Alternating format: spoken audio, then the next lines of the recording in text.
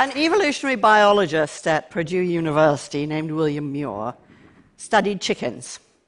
He was interested in productivity. I think it's something that concerns all of us.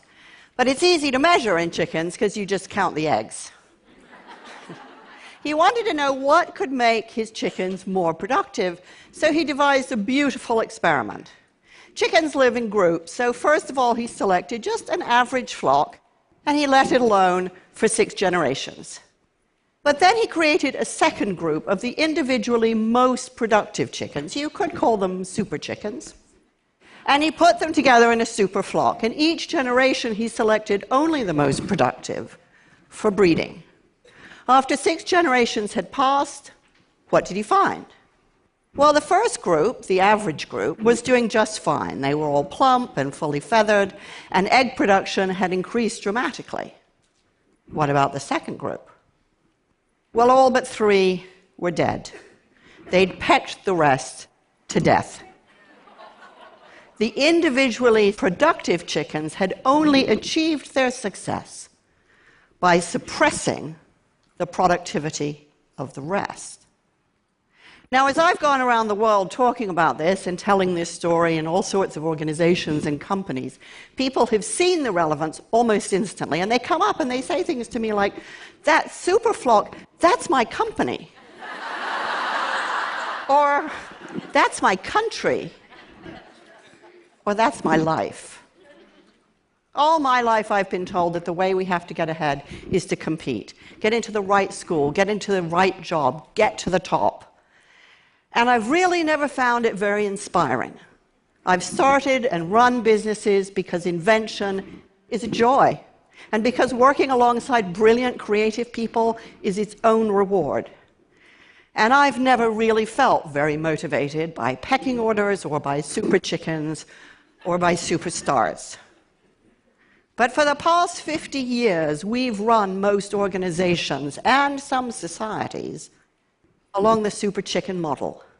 We've thought that success is achieved by picking the superstars, the brightest men or occasionally women in the room, and giving them all the resources and all the power. And the result has been just the same as in William Muir's experiment: aggression, dysfunction, and waste. If the only way the most productive can be successful is by suppressing the productivity of the rest, then we badly need to find a better way to work and a richer way to live.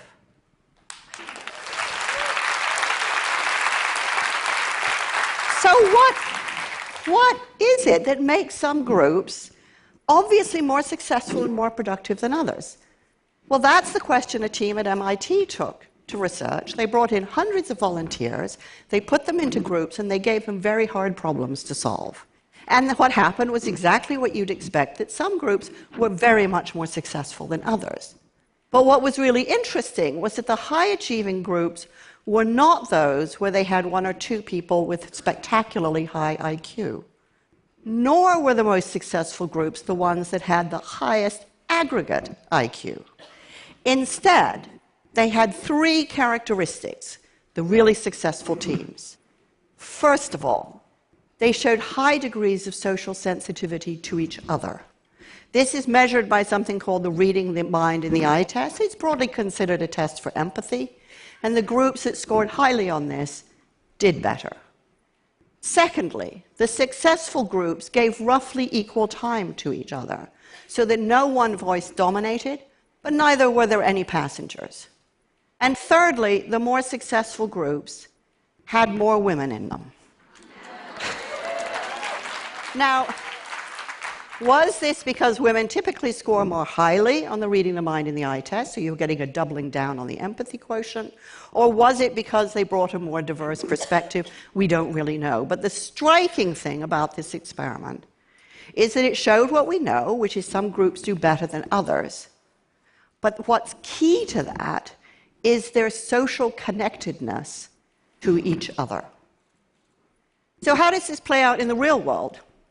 Well, it means that what happens between people really counts. Because in groups that are highly attuned and sensitive to each other, ideas can flow and grow, people don't get stuck, They don't waste energy down dead ends. An example. Arup is one of the world's most successful engineering firms, and it was commissioned to build the equestrian center for the Beijing Olympics. Now, this building had to receive 2,500 really highly strung thoroughbred horses that were coming off long-haul flights, highly jet-lagged, not feeling their finest. And the problem the engineer confronted was, what quantity of waste to cater for? Now, you don't get taught this in engineering school, and it's not really the kind of thing you want to get wrong. So he could have spent months talking to vets, doing the research, tweaking the spreadsheet. Instead, he asked for help, and he found someone who had designed the Jockey Club in New York. The problem was solved in less than a day. Arup believes that the culture of helpfulness is central to their success. Now, helpfulness sounds really anemic, but it's absolutely core to successful teams, and it routinely outperforms individual intelligence. Helpfulness means I don't have to know everything. I just have to work among people who are good at getting and giving help. At SAP, they reckon that you can answer any question in 17 minutes. But there isn't a single high-tech company I've worked with that imagines for a moment that this is a technology issue. Because what drives helpfulness is people getting to know each other. Now that sounds so obvious, and we think it'll just happen normally, but it doesn't. When I was running my first software company, I realized that we were getting stuck. There was a lot of friction, but not much else. And I gradually realized that the brilliant creative people that I'd hired didn't know each other. They were so focused on their own individual work, they didn't even know who they were sitting next to. And it was only when I insisted that we stop working and invest time in getting to know each other that we achieved real momentum. Now, that was 20 years ago, and now I visit companies that have banned coffee cups at desks because they want people to hang out around the coffee machines and talk to each other. The Swedes even have a special term for this. They call it fika, which means more than a coffee break, it means collective restoration. At IDEX, a company up in Maine, they've created vegetable gardens on campus so that people from different parts of the business can work together and get to know the whole business that way. Have they all gone mad? Quite the opposite. They figured out that when the going gets tough, and it always will get tough if you're doing breakthrough work that really matters, what people need is social support, and they need to know who to ask for help. Companies don't have ideas. Only people do. And what motivates people are the bonds and loyalty and trust they develop between each other. What matters is the mortar, not just the bricks. Now, when you put all of this together, what you get is something called social capital. Social capital is the reliance and interdependency that builds trust. The term comes from sociologists who were studying communities that prove particularly resilient in times of stress. Social capital is what gives companies momentum, and social capital is what makes companies robust. What does this mean in practical terms? It means that time is everything, because social capital compounds with time. So teams that work together longer get better, because it takes time to develop the trust you need for real candor and openness. And time is what builds value. When Alex Pentland suggested to one company that they synchronize coffee breaks so that people would have time to talk to each other, profits went up $15 million and employee satisfaction went up 10%. Not a bad return on social capital, which compounds even as you spend it. Now, this isn't about chumminess, and it's no charter for slackers, because people who work this way tend to be kind of scratchy, impatient, absolutely determined to think for themselves, because that's what their contribution is. Conflict is frequent because candor is safe. And that's how good ideas turn into great ideas. Because no idea is born fully formed. It emerges a little bit as a child is born, kind of messy and confused, but full of possibilities. And it's only through the generous contribution, faith, and challenge that they achieve their potential. And that's what social capital supports. Now, we aren't really used to talking about this, about talent, about creativity in this way. We're used to talking about stars. So I started to wonder, well, if we start working this way, does that mean no more stars?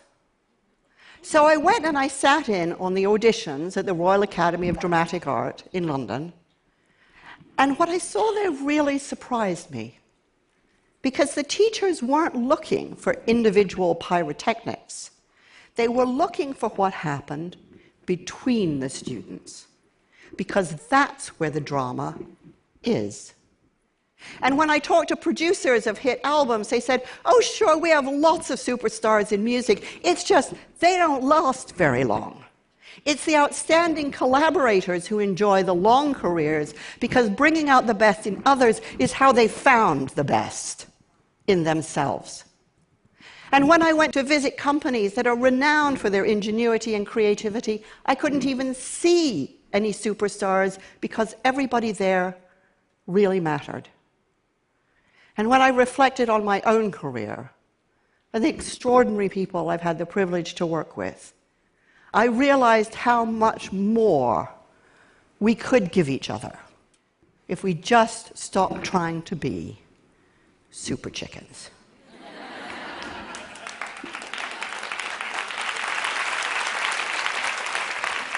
Once you appreciate truly how social work is, a lot of things have to change. Management by talent contest has routinely pitted employees against each other. Now rivalry has to be replaced by social capital. For decades, we've tried to motivate people with money, even though we've got a vast amount of research that shows that money erodes social connectedness. Now we need to let people motivate each other. And for years, we've thought that leaders were heroic soloists who were expected all by themselves to solve complex problems.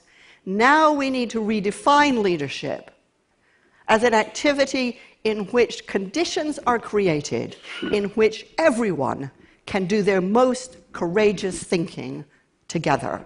We know that this works.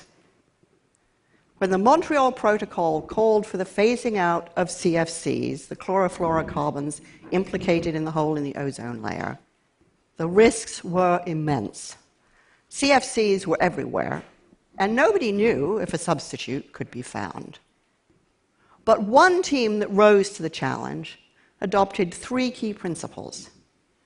The first was the head of engineering, Frank Maslin, said, there will be no stars in this team. We need everybody. Everybody has a valid perspective. Second, we work to one standard only, the best imaginable. And third, he told his boss, Jeff Tudhope, that he had to butt out, because he knew how disruptive power can be. Now, this didn't mean Tudhope did nothing. He gave the team air cover, and he listened to ensure that they honored their principles. And it worked. Ahead of all the other companies tackling this hard problem, this group cracked it first. And to date, the Montreal Protocol is the most successful international environmental agreement ever implemented.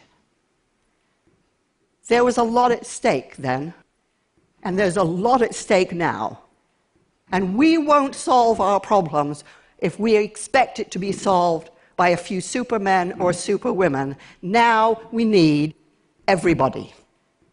And because it is only when we accept that everybody has value that we will liberate the energy and imagination and momentum we need to create the best beyond measure. Thank you.